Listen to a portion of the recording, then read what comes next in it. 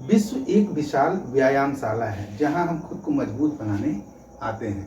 स्वामी विवेकानंद के इन्हीं शब्दों के साथ दोस्तों आज हम आज के चैप्टर को शुरू करेंगे जो है टोपोग्राफी। ठीक है, टोपोग्राफी का हिंदी में अर्थ होता है स्थलाकृति, ऊबड़ खाबड़ जो हमारे स्थलाकृतियां होती हैं उनका निर्माण कैसे होता है, इन स्थलाकृतियों का निर्माण कैसे होता है।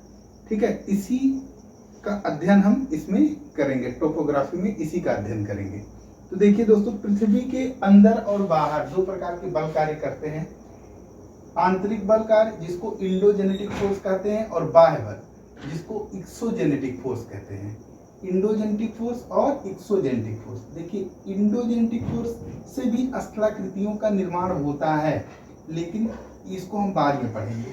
अभी हम जो पढ़ रहे हैं वो बाह्य बल द्वारा जिन स्थलाकृतियों का निर्माण होता है उनका हम अध्ययन करेंगे।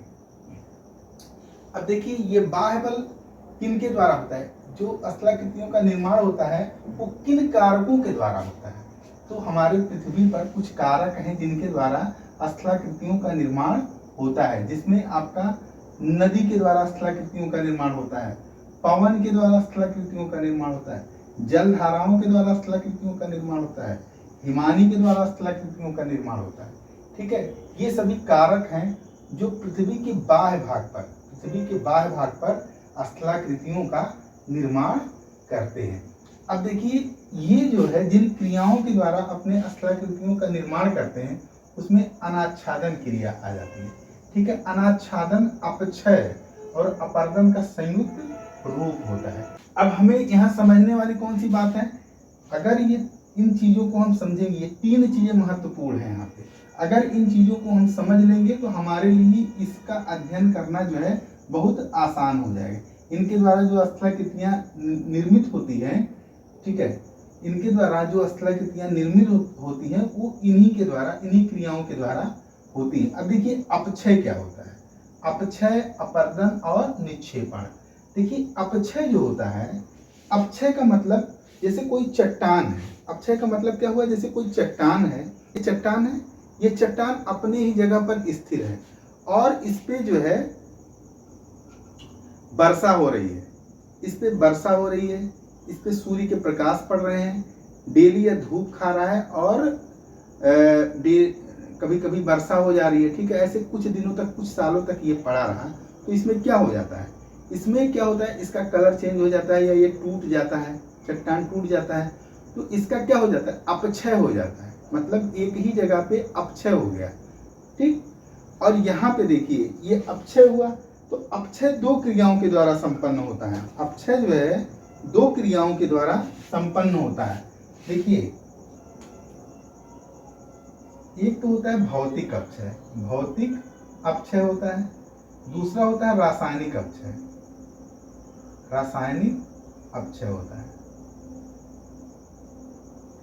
तो भौतिक अपक्षय क्या होता है, भौतिक अपक्षय में जैसे किसी चीज सूर्य के प्रकाश के या वर्षा के माध्यम से कोई चीज टूट जाती है, कोई चट्टान टूट जाती है, तो वो भौतिक अपक्षय होता है।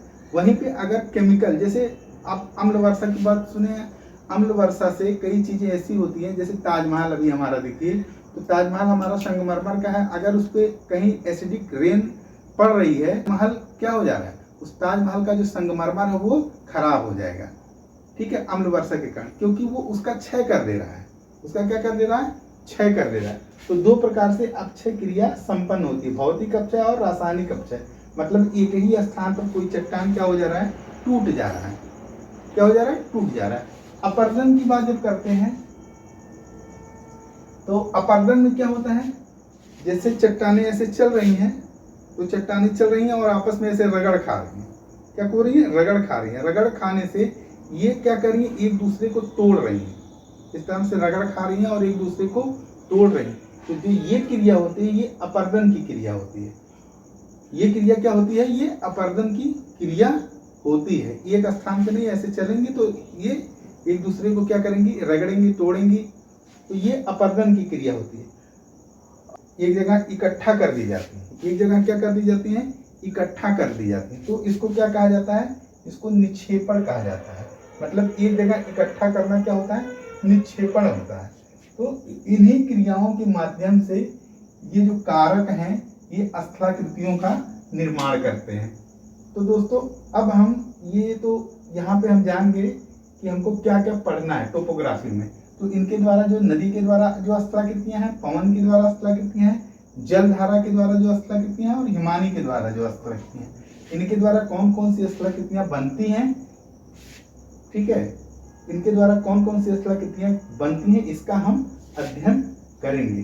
दोस्तों अब अगले चैप्टर में जब हम शुरू करेंगे कि नदी के द्वारा उत्पन्न स्थलाकृतियों को आपको पढ़ाना शुरू करेंगे और धीरे धीरे सारी चीजों को खत्म कर देंगे। परीक्षा के दृष्टिकोण से ये महत्वपूर्ण है। और चूंकि दोस्तों अब जब इसको पढ़ाएंगे तो ये सीधे स्थलाकृतियों की हम बात करेंगे, तो ये काफी महत्वपूर्ण है, इसको आप लोग पढ़ लीजिएगा। तो अगले टॉपिक में दोस्तों हम पढ़ाएंगे कि नदियों के द्वारा जो स्थलाकृतियां बनती हैं उनके बारे में हम चर्चा करेंगे, ठीक है। अगर दोस्तों ये वीडियो अच्छी लगी हो तो लाइक और सब्सक्राइब कीजिए, बेल आइकन की घंटी दबा दीजिए और इसको शेयर भी कीजिए ताकि हर बच्चे तक ये वीडियो पहुंचे और उसका लाभ उठा सके। धन्यवाद।